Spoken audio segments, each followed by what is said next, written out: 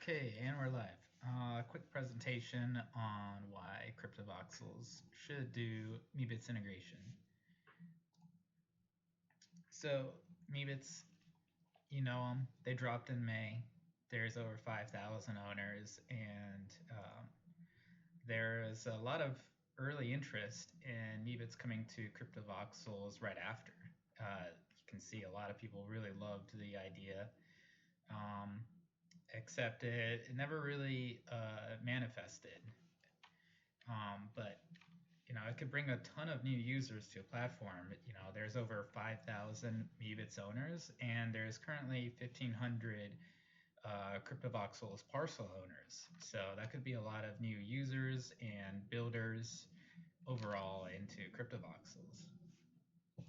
And the way to bring them in is I recommend through VRM, because with VRM they're already rigged and they can be interoperable across all sorts of platforms. Like I'm right now like VTubing using my Cryptovoxels avatar because it's a VRM. And the structure is based on GLTF 2.0, which is already what the Cryptovoxels, the current mannequin avatars are right now. And then they add in these extensions for example, for humanoid avatars, as well as licensing information. So all the information about the owner and just the metadata is packed into the file itself. And there's a ton of awesome projects adding support or are interested in it.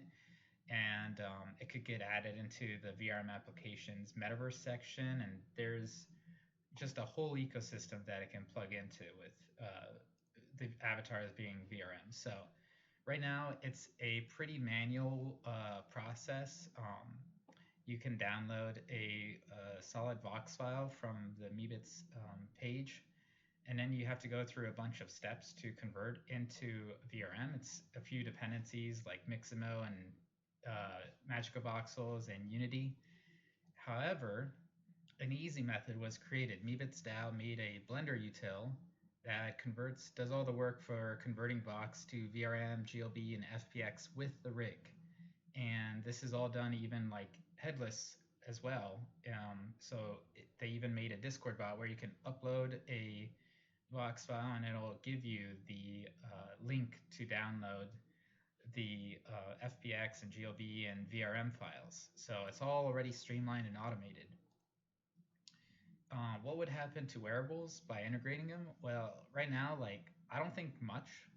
If anything, it'd probably grow the amount of people making wearables.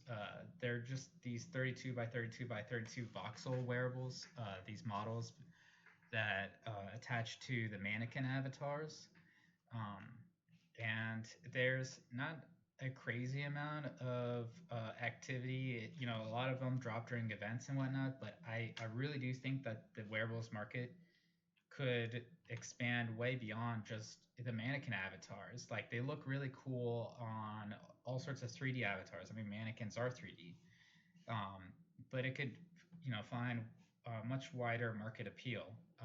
Like I just really love the juxtaposition with wearables next to 3D avatars, and I think a lot of people outside of Cryptovoxels will find Cryptovoxel wearables really cool and retro. Um, and who knows, maybe there can be like future booths inside of virtual markets just for Cryptovoxel wearable creators and collections. And to maybe de-risk the integration, maybe it could integrate Meebits into the Godot client first, Godot client, and use that as a test bed. There's already a open source project for importing VRM avatars with the MTune shader on GitHub, and so it makes integration super easy. It's already done. And here's some helpful links. I'll drop all this information in the post below. Thanks.